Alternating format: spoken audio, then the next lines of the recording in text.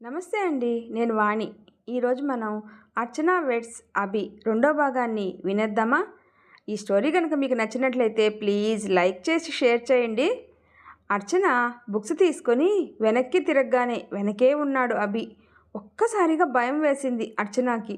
ఒక్క అడుగు వెనుకకు వేసిన అర్చనని చూసి వెక్కిలిగా నవ్వుతూ, ఏంటి అర్చన, భయపడ్డావా? అయ్యో, అలా భయపడితే ఎలా?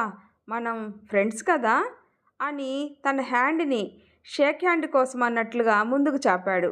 అప్పటికే భయంతో బిగుసుకుపోయిన అర్చనకి ఏమీ అర్థం అవడం లేదు. అలానే చూస్తూ ఉంది. ఏంటి అర్చన, షాక్ అయ్యావా? అయ్యో, మనం ఫ్రెండ్స్ ఇప్పటి నుండి, ఓకేనా?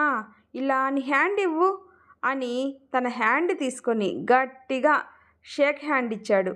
అప్పటికే పాపం ఫింగర్స్కి అంతా ఖాళీ ఉండడంతో గట్టిగా ప్రెస్ చేయడం వల్ల పాపం ఆమె నొప్పి పుట్టి అమ్మా అని అరిచింది.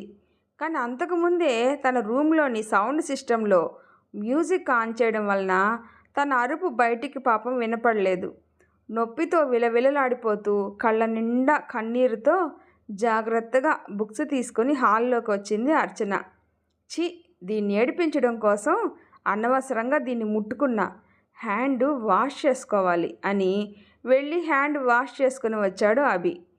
హాల్లోకి వచ్చి ఇంకా నొప్పి తట్టుకోలేక అలా అని ఏడ్చి ఇది పరిస్థితి అని చెప్పుకోలేక బాధని భరిస్తూ ఉన్న అర్చనను చూసి జ్వరం మళ్ళీ ఎక్కువైందేమో అని కంగారు పడిన రంగమ్మ ఇంక వెళ్తామమ్మా అని చెప్పి అర్చనను తీసుకుని ఇంటికి వెళ్ళింది. అప్పటి వరకు ఆపుకున్న నొప్పి బాధ అంతా ఒక్కసారిగా బయటికి వచ్చి అదంతా కన్నీరుగా మారి ప్రవహిస్తూనే ఉంది. అది చూసి కంగారు పడిన రంగమ్మకి బుక్స్ తెస్తుంటే తగిలింది అని చెప్పి ఇంటికి వెళ్ళి డాక్టర్ ఇచ్చిన ఆయింట్మెంట్ రాసుకొని రంగమ్మ తినిపిస్తే తిని ట్యాబ్లెట్లు వేసుకొని పడుకుంది అర్చన. అర్చన పడుకునే రూమ్లో కిటికీ డైరెక్ట్గా అభి రూమ్కి ఎదురుగ్గా ఉంది. ఆ ఇంటినే చూస్తూ ఎన్నో రకాల వయసుకు మనసుకు మించిన ఆలోచనలు చేస్తూ వేసుకున్న ట్యాబ్లెట్లు పుణ్యమా అని అలానే నిద్రపోయింది అర్చన. ఎప్పటిలాగానే తాగి వచ్చినా ఏమీ గొడవ చేయకుండానే పడుకున్నాడు సుబ్బయ్య. 4 సంవత్సరాల తర్వాత ఒక చిన్న మొక్క మహావృక్షమైనట్టు ప్రేమ్ గారు ఓన్గా కంపెనీ పెట్టి సక్సెస్ అయ్యారు. ఈ మధ్యనే లాభాలు కూడా బాగా వస్తున్నాయి. ఇప్పుడు ఉన్న అటువంటి ఇల్లు 3 కొన్నా కూడా ఈ ఇల్లు బాగా లక్కీ అని సెంటిమెంట్గా ఫీల్ అయ్యి ఇంకా ఆ ఇంట్లోనే ఉంటున్నారు. దానికే కాస్త ఇంటీరియర్ చేంజ్ చేసి మన అభిబాబు కూడా నాన్న బిజినెస్లో ఎదుగుతూ ఉంటే అభి ఫ్రెండ్స్ని వేసుకొని స్టేటస్ మెయింటైన్ చేయడంలో ఎదిగిపోయాడు. 10th కష్టంగా పాస్ అయ్యాడు. ఇంటర్లో బలవంతంగా హాస్టల్లో వేస్తే ఎవ్రీ వీకెండ్ ఇంటికి వచ్చేసి అక్కడ ఉన్నన్ని రోజులు కూడా ఒక గ్యాంగ్ని మెయింటైన్ చేస్తూ ఉండేవాడు. అప్పుడప్పుడు చదువుతూ ఎప్పుడు వార్డెన్ని కామెంట్లు చేస్తూ యాటిట్యూడ్కి కేర్ ఆఫ్ అడ్రస్గా తయారయ్యాడు. యాటిట్యూడ్తో పాటు పుట్టుకతో వచ్చిన అందానికి బ్రాండ్ బట్టలతో మరింత అందం చేరగా 6 feet హైట్తో మధ్యలో పిచ్చుక గూడు లాంటి జుట్టు వేసుకొని ప్రేమ్ ఒప్పుకోకపోతే వాళ్ళ తాతగారి చేత రాయల్ ఎన్ఫీల్డ్ బైక్ కొనిపించుకొని లైసెన్స్ ఇప్పించే బ్రోకర్కి ఒక 10,000 పెట్టి 17 ఏళ్లకే లైసెన్స్ తెచ్చేసుకొని ఆ బైక్ వేసుకొని రాత్రి పగలు తేడా లేకుండా ఎంజాయ్ చేస్తూ ఉన్నాడు. అన్నట్టు ఇప్పుడు సారు ఇంటర్ అయిపోయి బీటెక్లో జాయిన్ అవ్వడం కోసం వెయిటింగు. ప్రియా ప్రేమ్ బిజినెస్ వలన తనకు హెల్ప్ చేస్తూ స్కూల్ జాబ్ మానేసింది. ఇంట్లోనే ఉంటూ ప్రేమ్కి హెల్ప్ చేస్తూ ఉంటుంది. అర్చన వాళ్ళు కూడా కాస్త డెవలప్ అయ్యారు. సుబ్బయ్య ఇప్పుడు కార్ డ్రైవ్ చేస్తూ ఉన్నాడు. రంగమ్మ ఇళ్లల్లో పనులన్నీ మానేసి ఒక చిన్న కూరగాయల కొట్టు పెట్టుకుంది. అర్చనకి 10th 600కి 580 రాగా సిటీలోనే పెద్ద కాలేజీ నుండి వచ్చి ఫ్రీగా తనకి ఇంటర్ చదువంతా తామే చూసుకుంటామని హాస్టల్తో సహా ఫ్రీగా ఇచ్చారు. అంతగా సౌకర్యాలు లేకుండానే ఎంతో చదివే అర్చనకి ఎలాంటి డిస్టర్బ్స్ లేకుండా హాస్టల్లో ఉండి చదివి స్టేట్ ఫస్ట్ వచ్చింది ఇంటర్లో. తన ఇంటర్ కాలేజీ లెక్చరర్ ఒకరు తన టాలెంట్ని చూసి నీకు ఉన్న టాలెంట్కి నువ్వు బీటెక్ చెయ్యి, మనీ ప్రాబ్లం అయితే నేను సపోర్ట్ చేస్తాను అని చెప్పి తనతో ఎంసెట్ రాయించాడు. అందరూ అనుకున్నట్టుగానే అర్చనకి స్టేట్లో మంచి ర్యాంక్ వచ్చింది. ఒకరోజు హాల్లో ఏదో వర్క్ చేస్తున్న ప్రియా దగ్గరికి వచ్చిన అభి తన ముందు ఒక పెద్ద బీటెక్ కాలేజీ బ్రోచర్ పడేసి, ఈ కాలేజీలో నేను బీటెక్ చేస్తా, సీట్ కొనండి మమ్మీ అని చెప్తాడు. అంత పెద్ద కాలేజీలో అంతా చదువు బాగా వచ్చిన వాళ్ళు ఉంటారు, నీకెందుకు ఆ కాలేజీ అని అంటుంది ప్రియా. మామ్ అని గట్టిగా అరుస్తాడు అభి. హా అరవకు, నీ అరుపులకి నేనేం భయపడను కానీ కనుక్కుంటానులే అని ఫోన్ చేసి డీటెయిల్స్ అన్నీ తెలుసుకొని పేమెంట్ సీట్స్ కూడా అయిపోయాయంట, ఎన్ఆర్ఐ కోటాలో ఉంది, అదే కన్ఫర్మ్ చేయనా అని 1కి 10 సార్లు అడిగి అడ్మిషన్ ఫీజు అవి ఆన్లైన్లోనే పే చేసేసి రేపు మార్నింగు రెడీగా ఉండు, కాలేజీకి వెళ్తున్నాం అని చెప్తుంది. వెంటనే Abhi, mom you are the best, ఎంత మంచిదానివో తెలుసా, నా ఫ్రెండ్స్ అందరూ ఏడుస్తూనే ఉన్నారు అక్కడ సీట్ రాలేదు, పేమెంట్ సీట్స్ కూడా లేవు అని, but you did it mom, love you అని బుగ్గను ముద్దు పెట్టి వెళ్ళిపోయాడు. క్రేజీ బాయ్ అని మళ్ళీ తన పనిలో నిమగ్నం అయిపోయింది ప్రియా.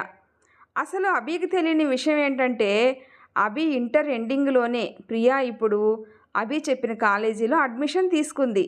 అది చెప్తే నాకు నచ్చిన కాలేజ్ అది ఇది అంటాడేమో, ఎలా చెప్పాలా అని ఆలోచిస్తుంటే తను కూడా అదే కాలేజీలో జాయిన్ అవుతాను అనేసరికి వెంటనే అడ్మిషన్ ఫీజు పే చేసేసింది. ఫస్ట్ డే కాలేజీకి బయలుదేరాడు అభి. ఫస్ట్ ఇయర్ స్టూడెంట్స్కి బైక్స్ తీసుకురావద్దు అనే ఒక రూల్ ఉండటంతో తను ఇంకా కాలేజీ బస్సులో వెళ్ళడం కోసం బస్ స్టాప్లో వెయిట్ చేస్తూ ఉన్నాడు. పక్కనే లోకల్ బస్ స్టాప్ కూడా ఉండడంతో ఆ రోజు చాలా కాలేజెస్ అన్నీ ఓపెన్ అవడంతో college bus stop, local bus stop అంతా కాస్త సందడిగా ఉంది. అప్పుడే అక్కడికి వచ్చింది ఒక అందమైన అమ్మాయి. అందం వేసుకున్న బట్టలతో ఉండదు అనిపించేలాగా చాలా బాగుంది. పెద్ద కళ్ళు, వాటికి కళ్ళజోడు, సంపెంగ లాంటి ముక్కు, దానికి చిన్న స్టోన్ ముక్కు పుడక, చిన్న కమ్మలతో అందమైన చెవులు, అన్నింటికంటే ముద్దుగా చాలా క్యూట్గా పెదాలు, నార్మల్గా ఉన్న ఎల్లో అండ్ గ్రీన్ కలర్ కాంబినేషన్లో చుడీదార్ వేసుకొని దుపట్టాని ఒక సైడ్ వేసి 5.6 ఫీట్ హైట్తో చాలా అంటే చాలా బాగుంది ఆ అమ్మాయి. ఆల్మోస్ట్ బస్ స్టాప్లో ఉన్న ప్రతి ఒక్కరూ ఆ అమ్మాయినే చూస్తూ ఉన్నారు. అందరూ అంతగా చూస్తుంటే ఎవరా అని అభి కూడా తిరిగి చూశాడు. ఆ అమ్మాయిని చూసి అభి కూడా ఒక్క క్షణం తన అందానికి దాసోహం అన్నాడు. కానీ వెంటనే తేరుకొని చిచి ఇది అర్చన కదా అని అనుకొని పక్కకు తిరిగాడు. కానీ పక్కన ఉన్న అబ్బాయిల గొంతులు మాత్రం ఆ అమ్మాయిని పొగుడుతూ ఉంటే వింటూనే ఉన్నాడు.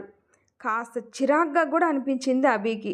మళ్ళీ వెంటనే ఒక డౌట్ వచ్చింది, ఒకవేళ తను కూడా నా కాలేజ్ అయితే అని. ఆ ఆలోచన కూడా అభికి ఊపిరాడకుండా చేసింది. అంతలో కాలేజ్ బస్ వస్తే అది ఎక్కేసి వెళ్ళిపోయాడు. వెనకే ఒక లోకల్ బస్ వస్తే తను కూడా ఎక్కి చాలా రద్దీగా ఉన్న బస్సులో ఒక మూలగా నిలబడి కాలేజీని చేరింది. తన క్లాస్ ఎక్కడో అడిగి తెలుసుకుని క్లాస్లోకి వెళ్ళి కూర్చుంది. కాలేజ్ చాలా పెద్దగా ఉంది. ఈ కాలేజీలో సీటు వచ్చినా చాలు, లైఫ్ సెటిల్ అనుకునే అంత మంచి కాలేజ్ అది. బాగా చదివి మంచి మార్క్స్ ఉంటే మ్యాక్సిమం 4th ఇయర్ రాకముందే జాబ్ ఆఫర్ వస్తుంది. ఆ కాలేజీలో అంత పేరు ఉన్న కాలేజ్ కాబట్టే సిటీలో ఉన్న బాగా డబ్బున్న ప్రతి ఒక్కరూ తమ పిల్లల్ని ఈ కాలేజీలోనే జాయిన్ చేయాలి అని ఆశపడుతూ ఉంటారు. అలా వారి ఆశని కాలేజ్ యాజమాన్యం కూడా క్యాష్ చేసుకునే పనిలో 30% సీట్స్ ఫ్రీ సీట్స్, మిగిలినవి కొన్ని కేటగిరీలు పెట్టి డబ్బులు వసూలు చేస్తూ ఉంటారు. అలా చేయడం వలన పెద్ద ప్రాబ్లం ఏమీ లేదు, ఎందుకంటే మంచి అమౌంట్ పే చేసి చాలా పెద్ద కంపెనీలని ఇంటర్వ్యూలు కండక్ట్ చేయడానికి తీసుకువస్తారు కాబట్టి. అంతేకాకుండా ఫ్రీ సీటు వచ్చిన స్టూడెంట్స్ కూడా ఇయర్లీ కొంత అమౌంట్ పే చేయాలి. లైబ్రరీ ఫీజు, ఎగ్జామ్ ఫీజు అలా ఎంత లేదనుకున్నా ఇయర్లీ ఒక 20,000 వరకు పే చేయాల్సి ఉంటుంది.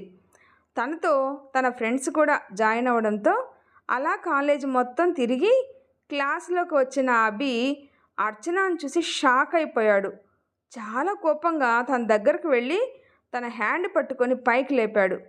అప్పటికే ఆశ్చర్యంగా చూస్తూ ఉన్న అర్చనని గట్టిగా పట్టుకొని, ఏంటి నువ్వు ఇదే కాలేజీనా అని అడిగాడు. అవును అని చిన్నగా తలదించుకొని చెప్పిన అర్చన చెయ్యిని విసిరి కొట్టి కోపంగా అక్కడి నుండి వెళ్ళిపోయాడు. ఎంత కోపంగా బయటికి వచ్చాడో అంతే కోపంగా తన తల్లికి వెంటనే ఫోన్ చేసి, నేను ఈ కాలేజీలో చదవను, నాకు వేరే కాలేజీలో అడ్మిషన్ చూడు అని అన్నాడు. దానికి ప్రియ ఒక్క 10 నిమిషాలు ఆగు అని కాల్ కట్ చేసి తర్వాత కాలేజ్ ఆఫీస్ రూమ్ నుండి బయటకు వచ్చి, ఎక్కడున్నావు అని కాల్ చేసింది అభికి. మమ్మీ, నేను చెప్తుంది నీకు అర్థమవుతుందా? నాకు ఈ కాలేజ్ వద్దు అనంటే అని ఫోన్లో అరుస్తున్న అభికి వెనక నుండి భుజంపై ఎవరో హ్యాండ్ వేసినట్టు అనిపించి వెనక్కి తిరిగాడు. ఎవరు అని చిరాకుగా వెనక్కి తిరిగితే ఎదురుగా తన తల్లి. ప్రియను చూసి, ఏంటి మామ్, నాకు ఈ కాలేజీ నచ్చలేదని చెప్తుంటే ఫోన్ అలా పెట్టేస్తావు అని తోక తొక్కిన కోతిలాగా చిందులు వేస్తూ అడిగాడు.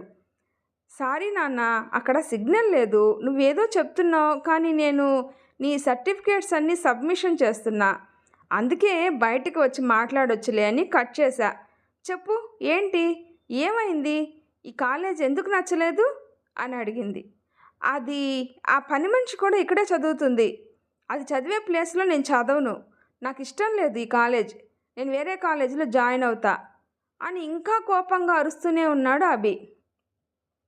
ప్లీజ్ కామ్ డౌన్ అభి, ముందు చెప్పు, పని మనిషి ఎవరు, ఏమైంది, నువ్వు కాస్త కోపం తగ్గించి తెలుగులో నాకు అర్థమయ్యేలా మాట్లాడితే నాకు కూడా కొంచెం అర్థమవుతుంది, అప్పుడు నేను నీకేమైనా సొల్యూషన్ ఇవ్వడానికి ట్రై చేస్తాను, చెప్పు నాన్న, ఏంటి అని తన భుజంపై చేయి వేసి అడిగింది. అబ్బా అమ్మా అని ఒక్కసారి గట్టిగా ఊపిరి పీల్చి వదిలి, నీకు అర్థమవుతుందా, నాకు ఇక్కడ చదవాలి అని లేదు, ఎందుకంటే ఆ పని మనిషి, అదే ఆ రంగమ్మ కూతురు అర్చన కూడా ఇక్కడ చదువుతుంది, దాన్ని క్లాసులో చూసి బయటకు వచ్చేసా, నాకు చిన్నప్పటి నుండి తనంటే ఇష్టం లేదు, అసలు తను మన ఇంటికి వస్తేనే నాకు నచ్చకే తనకు ఇంకోసారి ఇంటికి రావద్దని వార్నింగ్ కూడా ఇచ్చాను, అలాంటిది ఇప్పుడు సేమ్ కాలేజీలో తన ముఖం చూస్తూ 4 సంవత్సరాలు నేను ఉండలేను, అంతేకాకుండా ఇప్పుడు ఇక్కడ కూడా అది దాని తెలివితో చదివి అందరూ దాన్ని మెచ్చుకుంటూ ఉంటే నేను వెనకుండి వావ్ నువ్వు గ్రేట్ అనలేను, నేను చదవను ఈ కాలేజీలో అని కోపంగా కారు పార్కింగ్కి వెళ్ళిపోయాడు. అదంతా విన్న ప్రియ, దేవుడా ఏంటి స్వామి ఇది, నేను ఏం అన్యాయం చేశాను నీకు, కొడుకు చూస్తే ఇలా, ఆయనేమో అలా, మమ్మల్ని పట్టించుకోకుండా బిజినెస్ అది ఇది అని తిరుగుతారు, ఈ ఇద్దరితో నేను వేగలేకపోతున్నాను, అయ్యా నువ్వే కాస్త నాకు శక్తినివ్వు అని 2 చేతులు ఎత్తి దండం పెట్టి తను కూడా పార్కింగ్కి వెళ్ళి కార్ లాక్ తీసి కూర్చో అని చెప్పింది కోపంగా. డోర్ తీసుకొని కూర్చొని తన తల్లి వైపు చూశాడు. అభి అని పిలిచింది Priya. Mom please don't try to compromise me అని అన్నాడు విండో నుండి బయటికి చూస్తూ. ఏం చెప్పినా కూడా వినడు అని అర్థమయ్యి సైలెంట్గా కారు స్టార్ట్ చేసి ఇంటికి వెళ్ళింది. ఇంటికి చేరి లంచ్ చేసి ఇద్దరు హాల్లో కూర్చొని ఉన్నారు. ప్రేమ్ కాల్ చేయడంతో లిఫ్ట్ చేసి ఎక్కడ ఉన్నారు, ఏం చేస్తున్నారు అని మాట్లాడి పెట్టేసి అభి అని పిలిచింది. కాస్త కోపం తగ్గి నిదానంగానే చెప్పు మామ్ అన్నాడు అభి. నీకు ఒక విషయం చెప్పాలి. 4 years బ్యాక్ నువ్వు ఇలాగే అర్చనకి బుక్స్ ఇవ్వమనంటే తన కాలిన చెయ్యిని గట్టిగా పట్టుకున్నావు.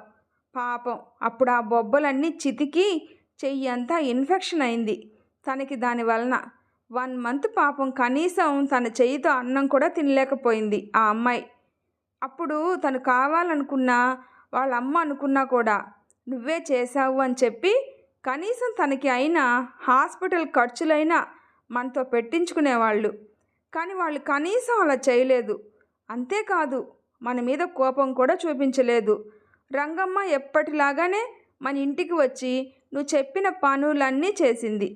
నువ్వు దాన్ని భయం అనుకున్నావు, కానీ అది భయం కాదు. నీది తెలిసి తెలియని వయసు, పెద్దయ్యాక తనే తెలుసుకుంటాడులే అని ఆలోచించింది. నీకు ఇంకో విషయం చెప్పనా? ఇప్పుడు తను ఉంది అని నువ్వు కాలేజీకి వెళ్ళను అంటున్నావు కదా, మీ ఇంటర్ కాలేజీలో టాపర్ ఎవరో తెలుసా నీకు అని అడిగింది. తర్వాత ఏం జరుగుతుందో నెక్స్ట్ భాగంలో విందామా? ఈ స్టోరీ కనుక మీకు నచ్చినట్లయితే ప్లీజ్ లైక్ చేసి షేర్ చేయండి, సబ్స్క్రైబ్ చేసుకోండి. స్టోరీ ఎలా ఉందో తప్పకుండా కామెంట్ చేయండి. Thanks for listening.